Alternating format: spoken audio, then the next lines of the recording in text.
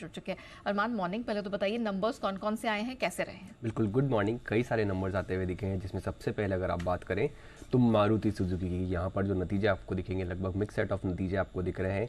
हालांकि आय अगर आप देखें जो हमारा अनुमान था उससे बेहतर आती हुई दिखी है। आय लगभग 22% बढ़कर आई है।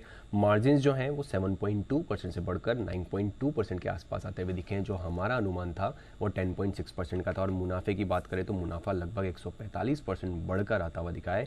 वो भी अगर आप देखेंगे तो हमारे अनुमान से थोड़ा सा ही कम है। और उसी के साथ साथ बोर्ड ने सुजुकी मोटर्स गुजरात के साथ जो है कॉन्ट्रैक्ट मैन्युफैक्चरिंग एग्रीमेंट खत्म करने की जो है मंजूरी देते हुए दिखे हैं। और एग्रीमेंट के तहत ट्रांजैक्शन करीब जो है 12,000 करोड़ की बुक वैल्यू पर जो ये होगा। और अधिग्रहण प्रक्रिया जिसमें सुजुकी से एसएमसी के पूरी हिस्सेदारी जो है अधिग्रहण करेगी। पावर ग्रिड, यहाँ पर अगर आप देखें तो नतीजे हमारे अनुमान से कमज़ोर आते हुए दिखे हैं। अनुमान से जो हमारा अनुमान था उससे कम आते हुए दिखे हैं। आय लगभग फ्लैट रही है, 1% के आसपास बढ़कर आई है।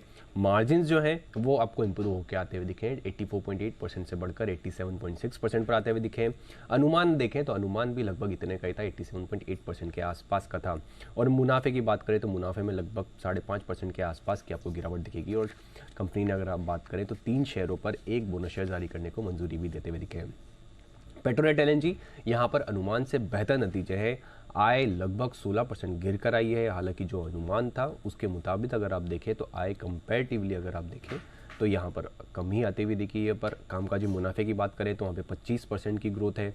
मार्जिन्स की बात करें 6.8% से इंप्रूव होकर 10.1% पर आते हुए दिखे हैं। जो कि अनुमान अगर आप बात करें तो 8.3% का था, तो वहाँ पर अच्छा खासा जो है मार्जिन्स में बीट कराया। और मुनाफे की बात करें तो वहाँ पर भी लगभग आपको 29% के आसपास की आपको ग्रोथ दिखेगी। ओबरॉय रियल्टी, यहाँ कर आप देखें तो आय के अलावा अगर आप देखें तो नतीजे आपको अनुमान से थोड़े बेहतर ही दिख रहे हैं। आय लगभग फ्लैट ही रही है, 0.3% के आसपास गिर कर आई है। कामकाजी मुनाफा लगभग 4% के आसपास गिर का है। हालांकि अनुमान था कंपैरेटिवली उससे थोड़े बेहतर आते हुए दिखे हैं। मार्जिन जो है 52.1% पर आते हुए दिखे हैं, जो अनुमान था लगभग 44% का। और मुनाफे की बात करें तो मुनाफा भी लगभग 20% के आसपास गिर कर आता हुआ दिखा है। हालांकि अनुमान से फिर भी थोड़ा बहुत जो है वो बेहतर है। बॉश की बात करें तो यहाँ पर आय लगभग 17% बढ़कर आई है। मार्जिन जो है वो 12.7% से कम होकर 11.2% पर आते हुए दिखे। अनुमान जो था 13.1% का था। कैश में नतीजों की बात करें तो आईआरबी इंफ्रा नतीजे आपको कमज़ोर दिख रहे हैं। जो आय है वो लगभग 15% गिर कर आई है। मार्जिन्स में अच्छे खासी कटौती देखी गई है, 55% से गिरकर 47.6% पर आते हुए दिखे हैं। के इंडस्ट्रीज नतीजे बढ़िया दिख रहे हैं। आय लगभग 14% बढ़कर आई है। मार्जिन जो है 10.2% से अगर आप देखें तो लगभग आपको फ्लैट के आसपास ही आते हुए दिखे हैं। जेबीएम ऑटो, यहाँ पर आय लगभग 9.4% के आसपास बढ़कर आई है।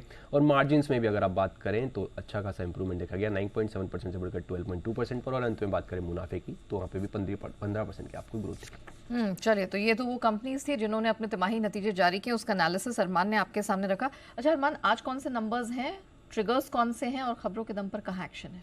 बिल्कुल, अगर नतीजों की बात करें तो एफ में आपको Cholamandalam investment and finance, Escorts के ऊपर था, पीवीआर है, कंपनियां जिनके नतीजे आते हुए दिखेंगे।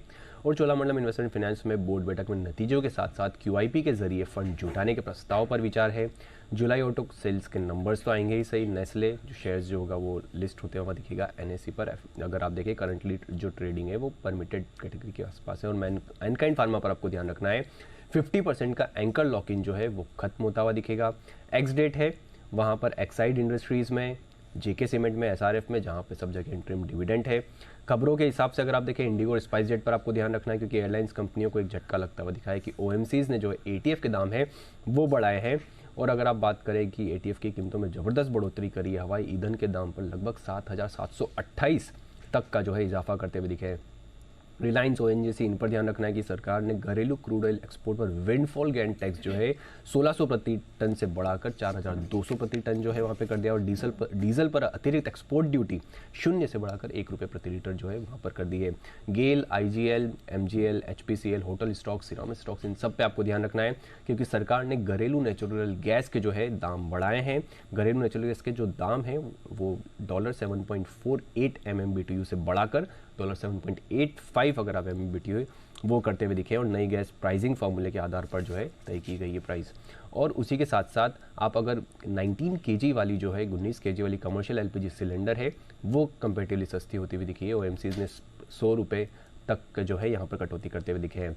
डीएलएफ यहाँ पर प्रमोटर ब्लॉक डील के माध्यम से लगभग 1080 करोड़ के आसपास को में जो है अपनी हिस्सेदारी जो है, लगभग हिस्सेदारी अगर आप बात करें तो वो बेच सकते हैं।